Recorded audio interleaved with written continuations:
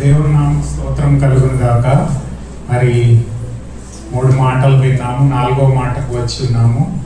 మరి క్షమాపణ మాట అని చూసాం మొదటి మాట, రక్షణ మాట అని చూసాం రెండవ మాట, తల్లికి దేవుడు ఆదరణ ఇచ్చిన మాట మూడవ మాట, 4వ మాట మనం చూసినట్లయితే నా దేవా నా దేవా నా చెయ్యి ఎందుకు విడిచితివి అనే మాటను మత్తయి సువార్త 27:46 వచనంలో, అలాగే మార్క్స్ సువార్త 15వ అధ్యాయము 34వ వచనంలో మనం చూస్తున్నాము. చూడండి, ఇది తండ్రికి యేసు ప్రభువుకు ఉండే బాంధవ్యము, రిలేషన్షిప్ అని చెప్తాము. మరి ఆది నుంచి మనం చూసినట్లయితే తండ్రి కుమారునితో అన్యోన్య సహవాసం కలిగి ఉన్నాడు. అంటే ఈ భూలోకంలో రాకముందు నుంచి తండ్రికి కుమారునికి అన్యోన్య సహవాసము కలిగి ఉన్నది. అంతేకాకుండా ఈ భూలోకానికి వచ్చి యేసు ప్రభు 33.5 సంవత్సరాల్లో కూడా తండ్రితో అన్యోన్య సహవాసం కలిగి ఉన్నాడు. He had close relationship with God. దేవునితో అన్యోన్య సహవాసం కలిగి ఉన్న యేసు ప్రభు ఏం చేశాడంటే 3 గంటల పాటు తండ్రితో సహవాసాన్ని కోల్పోయాడు. ఈ last relationship with the father. తండ్రితో సహవాసాన్ని ఆ శిలువలో 3 గంటల సేపు కోల్పోయాడు అని దేవుని వాక్యం చెప్తుంది. మరి మనం చూసినట్లయితే 3 గంటల సేపు చీకటి కమ్మింది. ఈ చీకటి ఎప్పుడు వచ్చిందమ్మా? మధ్యాహ్నం 12 గంటల నుంచి 3 గంటల వరకు. అంటే సాధారణంగా 12 నుంచి 3 ఎప్పుడు ఎండ ఉంటది కదా. మరి ఈ యేసు ప్రభు సిలువ వేసినప్పుడు 12 నుంచి 9 గంటల నుంచి దాదాపు 6 గంటలు ఆయన సిలువలో గడిపాడు. మరి ఈ 6 గంటల్లో చివరి 3 గంటలు చీకట్లో గడిపాడు. మరి అక్కడ ఏం వర్షం పడట్లేదు, మరి ఏమి వాతావరణంలో మార్పు లేదు, కానీ ఇది దైవికంగా జరిగింది, సూపర్ న్యాచురల్ గా జరిగింది. అంటే దేవుని ప్రభావం వలన ఆ చీకటి కమ్మింది అని మనం చూస్తున్నాము. మరి పండితులు ఏమంటారంటే ఈ చీకటికి సారాంశం ఏమిస్తారంటే, మొట్టమొదటిగా చెప్పేది ఏంటంటే సృష్టి అంతయు కూడా ఆ సృష్టికర్త సిలువలో ఉండడము చూడలేకపోయింది. సృష్టి అంతా కూడా దేవుడు సృష్టించినదే. సృష్టి యేసు ప్రభు సృష్టించాడు. మరి కొలసీ పత్రికలో మనం చూస్తాము. మరి ఈ సృష్టించిన దేవుడు సిలువలో వేలాడుట సృష్టి చూడలేకపోయినందుకు చీకటి కమ్మింది. రెండవది, ఈ చీకటి దేవుని యొక్క ఉగ్రతకి సాదృశ్యము. It speaks about the wrath of God. దేవుని యొక్క ఉగ్రతకి సాదృశ్యంగా మనం చూసేది ఏంటంటే, ఇశ్రాయేల్ ప్రజల్ని మోషే ద్వారా దేవుడు ఐగుప్తులోంచి బయటికి తేవాలనుకున్నప్పుడు ఫరో ఆ రాజు అయిన ఐగుప్తి రాజు ఆ ఇశ్రాయేల్ ప్రజల్ని వెళ్ళడానికి ఇష్టపడట్లేదు. అప్పుడు మనం తెలిసిన విధంగా 10 తెగుళ్ళు దేవుడు తీసుకొచ్చాడు. ఈ 9వ తెగుళ్ళు ఏంటమ్మా? 3 రోజులు గట్టిగా చీకటిని అనుభవించారు. అంటే ఇలా చెయ్యెత్తితే కూడా చెయ్యి కనబడదన్నమాట. అంత కటిక చీకటి ఆ 3 రోజులు ఐగుప్తీయులు అనుభవించారు. అంటే దానికి అర్థం ఏంటంటే దేవుని ఉగ్రతకి వాళ్ళు పాలయ్యారు. అంతేకాకుండా ఆమోస్ గ్రంథం 8వ అధ్యాయము 9వ వచనంలో మనం చదివినట్లయితే ప్రాఫెసీ, ప్రవచనాత్మకంగా ఆమోస్ ఏం చెప్తాడంటే దేవుడు చీకటిని తేబోతున్నాడు. ఆమోస్ గ్రంథము 8వ అధ్యాయం 9వ వచనంలో మనం ఆ యొక్క ప్రాఫెసీ, ప్రవచనాన్ని మనం చూస్తాము అని. అంటే చూడండి, దేవుడు తన యొక్క ఇష్టానుసారంగానే ఈ చీకటిని ఈ శిలువ మీదకి తెచ్చినట్లు మనం చూస్తున్నాము.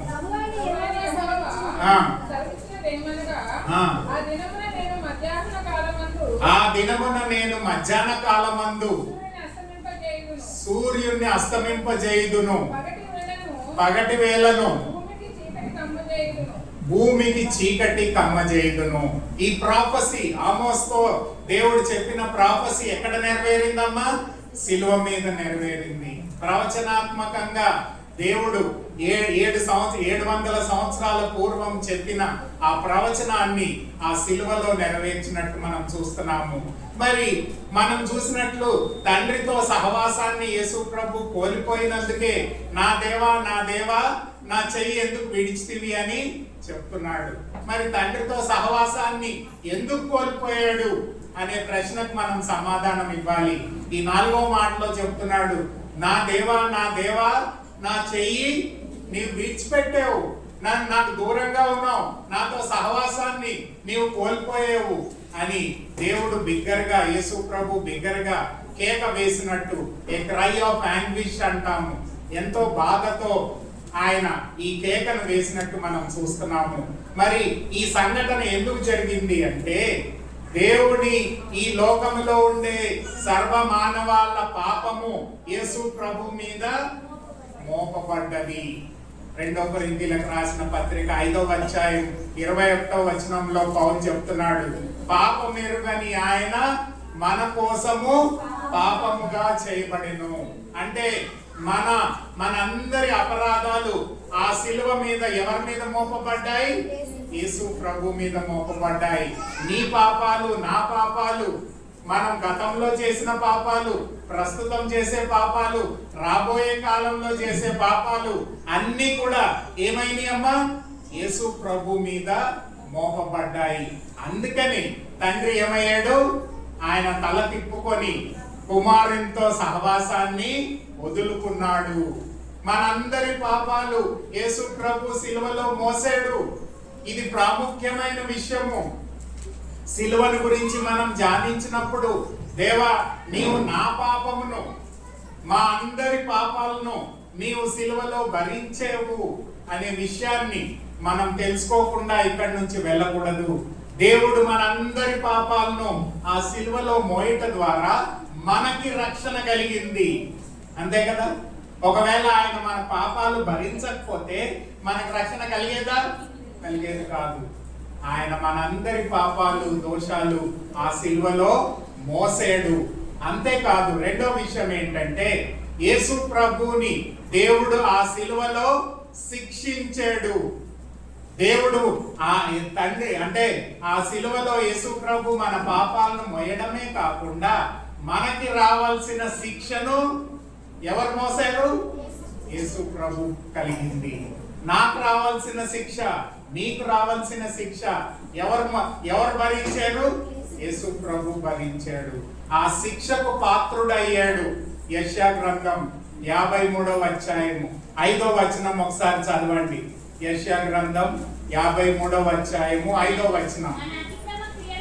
మన అతిక్రమ క్రియలను బట్టి అతడు గాయపరచబడెను, మన దోషములను బట్టి నలుగగొట్టబడెను, మన సమాధానమైన శిక్ష అతని మీద పడెను, అతడి పొందిన దెబ్బల చేత మనకి స్వస్థత కలిగెను. ఎవరు చెప్పాడమ్మా? యెషయా చెప్పాడు. ప్రవచనాత్మకంగా 700 సంవత్సరాల పూర్వం చెప్పాడు. ఏమని చెప్పాడంటే, మనందరి పాపాల యొక్క దోషాలు యేసు ప్రభు మోయడమే కాకుండా మనకి రావాల్సిన శిక్షను దేవుడు యేసు ప్రభు మీద మోపాడు. ఆయన శిక్షించబడడం ద్వారా మనకి స్వస్థత కలిగింది, రక్షణ కలిగింది, దేవుని నీతి కలిగింది, దేవుని సమాధానం కలిగింది, దేవుని బిడ్డలంగా మనం మార్చబడతాము. ఈరోజు నీ పాపాలను మోయడమే కాకుండా నీకు రావాల్సిన శిక్షను ఆ సబ్స్టిట్యూషనరీ అటోన్మెంట్ అంటాము. అంటే మనకి బదులుగా యేసు ప్రభు శిక్షను అనుభవించాడు. మనకి పడాల్సిన దెబ్బలు, మనకి కావాల్సిన అవమానాలు, మనకి రావాల్సిన శిక్ష అంతయు కూడా యేసు ప్రభు మీద మోపబడ్డది. కాబట్టి ఆయన ద్వారా మనకి స్వస్థత కలిగింది అని యెషయా ప్రవక్త చెప్తున్నాడు. ఈరోజు నీ పాపాలన్నీ కూడా యేసు ప్రభు మీద మోపబడ్డాయి. నీకు రావాల్సిన శిక్ష ఆయన అనుభవించాడు. అందుకనే గెత్సెమనే తోటలో దేవుడు ప్రార్థన చేశాడు, దేవా నీ చిత్తమైతే ఈ గిన్నె నా యొద్ద నుంచి తొలగించుము, అయినప్పటికీ నా ఇష్టం కాదు గాని నీ ఇష్టమే జరుగును గాక అని ప్రార్థన చేశాడు. అయితే ఆ ప్రార్థన చేసినప్పుడు ఏమైందంట? లూకా సువార్త 22వ అధ్యాయము 44వ వచనంలో ఏముందంటే ఆయన చెమట రక్త బిందువుల వలె పడ్డదంట. అంటే మనం అందరం టైర్డ్ అయితే ఏమవుతామండి? చెమట పడుతుంది. కానీ యేసు ప్రభు ఎంత బాధలో ప్రార్థన చేశాడంటే, ఎంత భారంగా ప్రార్థన చేశాడంటే ఆయన చెమట రక్త బిందువుల వలె నేల మీద పడ్డది. ఈరోజు నీ కొరకు ఆయన గెత్సేమనే తోటలో రక్తాన్ని కార్చాడు. ఆ సిలువలో కూడా నీ కొరకు రక్తాన్ని కార్చాడు. గెత్సేమనే తోటలో ఎందుకు ప్రార్థన చేశాడంటే, పాపం ఎరుగని ఆయన మన కొరకు పాపంగా చేయబడ్డాడు. పాపానికి రావాల్సిన శిక్షను ఆయన అనుభవించాడు.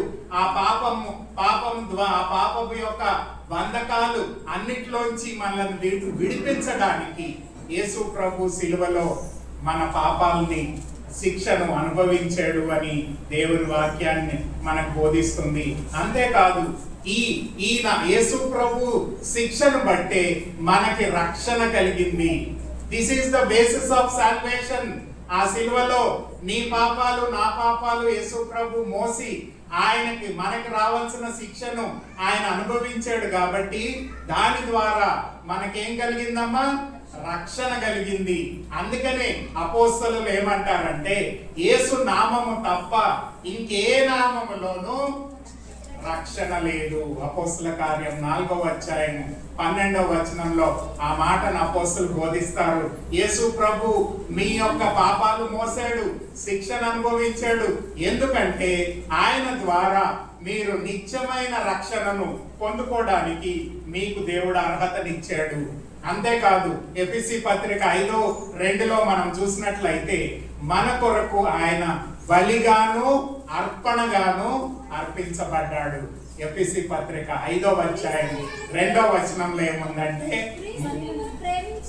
క్రీస్తు మిమ్మలను ప్రేమించి పరిమళ వాసనగా ఉండుటకు మన కొరకు తను తాను చూడండి, ఇది గమనించండి, దేవునికి అర్పణగాను బలిగాను అప్పగించుకొనెను.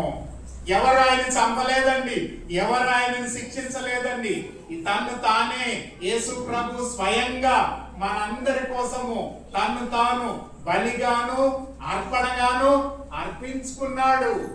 He sacrificed his life for the salvation of humanity.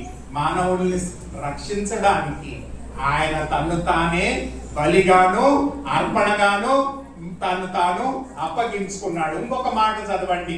అంతేకాకుండా ఆయన యొక్క గొప్ప ప్రేమను మన పట్ల ఆయన చూపించాడు.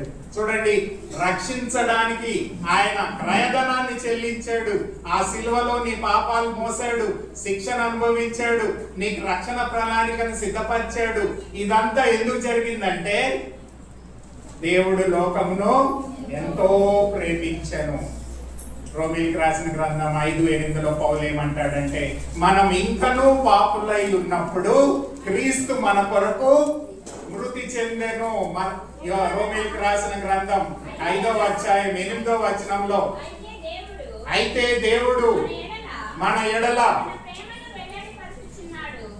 తన ప్రేమను వెల్లడిపరుస్తున్నాడు. ఎట్లనగా మనం ఇంకనూ పాపులై ఉండగా క్రీస్తు మన కొరకు మృతి చెందెను. ఆయన మనల్ని ప్రేమిస్తున్నాడు కాబట్టి మనకు ఎటువంటి షరతులు లేకుండా ఇందాక మనం చూసాము, ఆ ఘోర పాపి అయిన ఆ దొంగని కూడా దేవుడు రక్షించాడు. ఆయన ప్రేమ అమూల్యమైనది, గొప్పది. ఇంకొక వచనం చూద్దాం. 1 యోహాను పత్రిక 4వ అధ్యాయం 10వ వచనంలో ఇంకొక చక్కని మాట ఉంది. 1 యోహాను పత్రిక 4వ అధ్యాయము 10వ వచనంలో, మనము దేవుని ప్రేమిస్తామని కాదు గాని తానే మనలను ప్రేమించి మన పాపములకు ప్రాయశ్చిత్తమై ఉండుటకు తన కుమారుని పంపెను. ఇందులో ప్రేమ ఉన్నది. మన పాపములకు ప్రాయశ్చిత్తమై ఉండుటకు, మన పాపాల విషయమై ఆయన చింత కలిగి మన పాపాలు ఆయన మోసి ఆ శిక్షను అనుభవించి ఆ సిలువలో తన ప్రాణాన్ని బలిగాను అర్పణగాను మన కొరకు అప్పగించుకొని మనకి రక్షణను ఇవ్వడానికి దేవుడు ఆది జగత్ పునాది వేయబడక ముందే, ఇందాక సిస్టర్ చూపించింది కదా జెనసిస్ 3:15, ఆది అంటే ఈ జగత్ పునాది వేయబడక ముందే యేసు క్రీస్తులో దేవుడు మనల్ని రక్షించడానికి ఈ శిలువ ప్రణాళికను ఏర్పాటు చేసుకున్నాడు.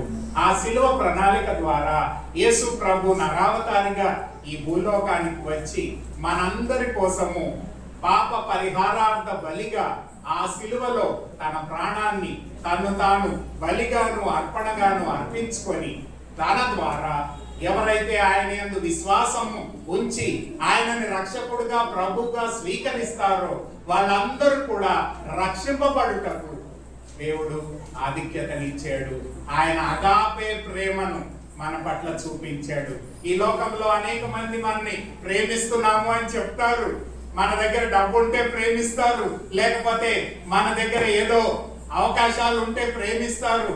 కానీ ఏమీ లేనప్పటికీ, మన దగ్గర ఏమీ లేనప్పటికీ యేసు ప్రభు మనల్ని అగాపే ప్రేమతో, దైవికమైన ప్రేమతో, ఈ లోకంలో ఎవరు ప్రేమించని విధంగా మనల్ని ప్రేమించి ఆయన ద్వారా మనకి రక్షణ ప్రణాళికను, నిత్య జీవాన్ని, పరలోక రాజ్యాన్ని దేవుడు అనుగ్రహించాడు. ప్రియమైన దేవుని బిడ్డలారా, ఈ సిలువను మనం అంగీకరిస్తే ఆశీర్వదింపబడతాము. అంతేకాకుండా దీన్ని మనం రిజెక్ట్ చేస్తే మనము శపించబడతాము. చూడండి, యోహాను సువార్త 3వ అధ్యాయం 36వ వచనం చదువమ్మా. యోహాను సువార్త 3వ అధ్యాయము 36వ వచనం. కుమారుని యందు విశ్వాసం ఉంచువాడే నిత్య జీవము గలవాడు.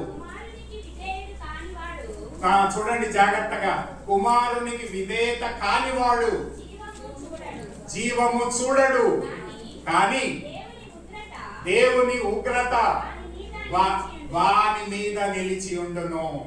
ఈరోజు శిలువ ద్వారా దేవుడు నిన్ను ప్రేమిస్తున్నాడు. ఒకవేళ ఆయన త్యాగాన్ని, ఆయన బలిని నీవు అంగీకరిస్తే నిన్ను దీవిస్తాడు, రక్షిస్తాడు, నీతిమంతుడుగా చేస్తాడు, సమాధానాన్ని ఇస్తాడు, నీకు కావలసిన సమస్తాన్ని కూడా అనుగ్రహిస్తాడు. ఒకవేళ ఆయన్ని నీవు తిరస్కరిస్తే ఏమవుతుందంట? దేవుని యొక్క ఉగ్రత నీ మీద నిలిచి ఉంటది. ఈరోజు దేవుని సమాధానం కావాలా, దేవుని ఉగ్రత కావాలా? మనం ఈ శిలువ ధ్యానంలో తీర్మానం చేసుకోవాలి. 4 విషయాలు యేసు ప్రభు చేశాడు ఈ శిలువలో. ఆ 4 మాటలు చెప్పి ముగిస్తాను. యేసు ప్రభు శిలువ ద్వారా మనకి ఏం లభించింది అని మనం ఆలోచిస్తే, నేను చదవక్కర్లే, వచనాలు మీరు ఇంటికెళ్ళి చదువుకోండి.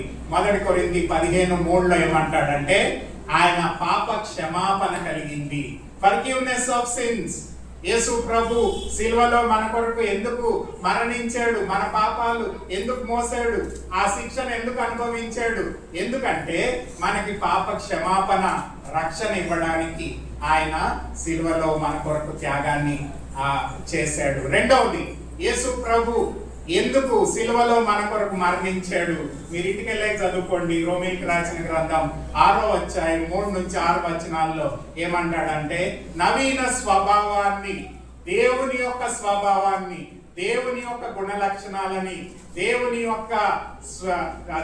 యొక్క ఇమేజ్ ని, స్వారూప్యాన్ని నీకు ఇవ్వడానికి ఆయన ఆదాము ద్వారా మనము పాపము చేసి, ఆదాము నుంచి మనం పాపాన్ని స్వతంత్రించుకొని దేవునితో వేరు చేయబడ్డాము.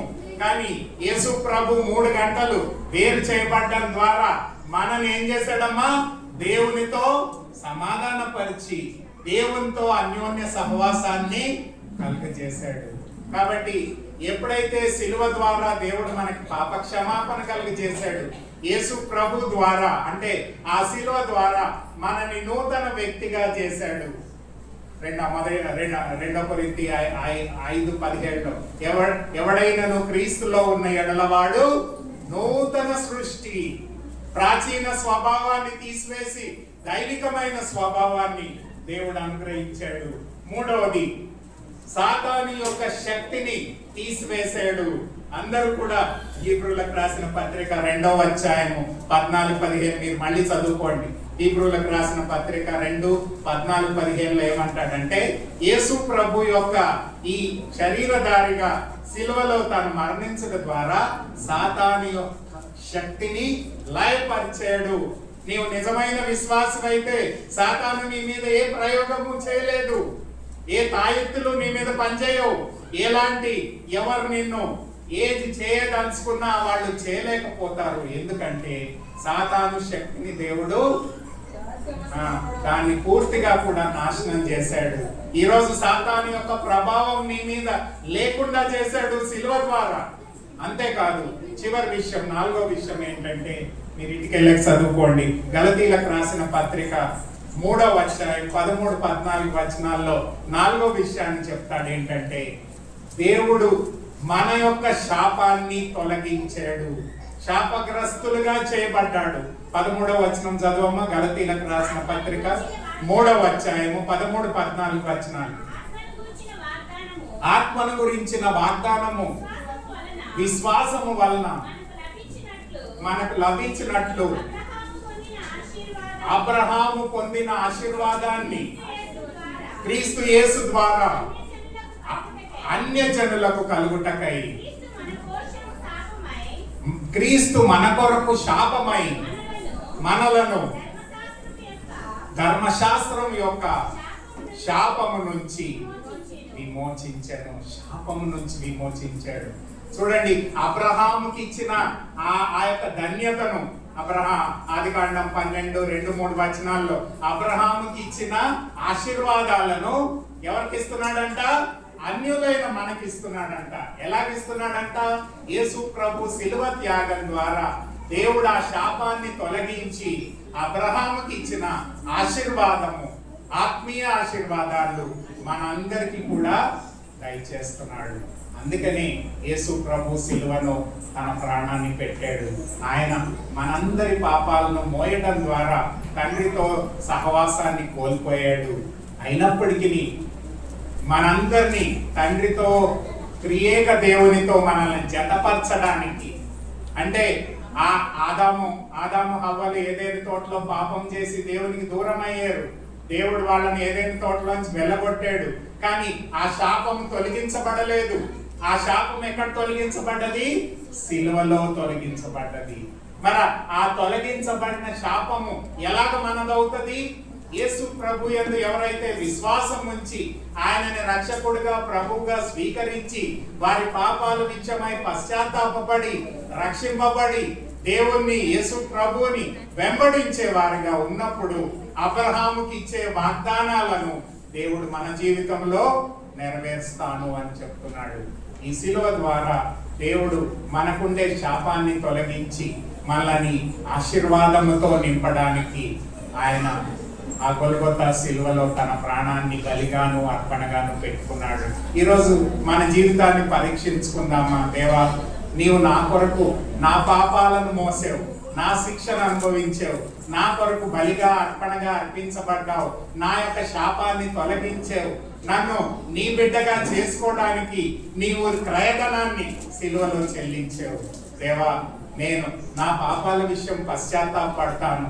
నిన్ను నా రక్షకుడిగా ప్రభువుగా స్వీకరించడమే కాకుండా నా అనుదిన జీవితంలో నేను జీవించినంత కాలము నీ బిడ్డగా, నీ సాక్షిగా, నీ సేవకునిగా నేను జీవించడానికి నా జీవితాన్ని నీకు సమర్పించుకుంటాను అని చెప్పి మన జీవితాన్ని ఆయన చేతుల్లో పెట్టినప్పుడు ఈ శిలువ ద్వారా దేవుడు మన శాపాన్ని తొలగించి మనలను ఆశీర్వదించి, మనలను ఆశీర్వదించడమే కాకుండా అబ్రహాంతో ఏమన్నాడంటే, నిన్ను నేను ఆశీర్వదిస్తాను, నీ ద్వారా ఈ లోకంలో ఉండే ప్రజలందరినీ ఆశీర్వదిస్తాను అన్నాడు. ఎంత గొప్ప బ్లెస్సింగ్ కదా! ఈ రోజు దేవుడు మనతో కూడా అదే చెప్తున్నాడు. నిన్ను నేను ఆశీర్వదిస్తాను, నీ ద్వారా ప్రపంచంలో ఉండే అందరినీ కూడా ఆశీర్వదిస్తాను. కళ్ళు మూసుకుందాం, ప్రార్థన చేసుకుందాం. ఒక్కసారి మన జీవితాన్ని పరీక్షించుకుందాం. దేవా, నీవు చేసిన త్యాగాన్ని నేను అంగీకరించుటకు, విధేయత చూపించుటకు, నీ కొరకు జీవించుటకు నీవు నాకు సహాయం చేయమని దేవుణ్ణి మనం విజ్ఞాపన చేద్దాం. కళ్ళు మూసుకుందాం, ప్రార్థన చేసుకుందాం. దయగలిగిన ప్రభువా, ఈ మధ్యాహ్న కాల సమయంలో మీరు తండ్రితో సంబంధాన్ని తెంపుకున్నారు. ఎందుకంటే మా యొక్క పాపాలను మీరు సిలువలో భరించి మా కొరకు మీ ప్రాణాన్ని పెట్టి మాకు రావాల్సిన శిక్షను మీరు అనుభవించి మీ ద్వారా మాకు రక్షణను, నిత్య జీవాన్ని, పరలోక రాజ్యాన్ని అనుగ్రహించడమే కాకుండా మా మీద ఉండే శాపాన్ని తొలగించి అబ్రహాంకి ఇచ్చిన ఆశీర్వాదాలను మాకివ్వడానికి మీరు ఈ సిలువలో మీ ప్రాణాన్ని పెట్టారు కనుక ఆ సత్యాన్ని మేము ఎరుగులాగున, అంగీకరించలాగున ప్రభా మా పాపాల విషయమై పశ్చాత్తాపపడుచు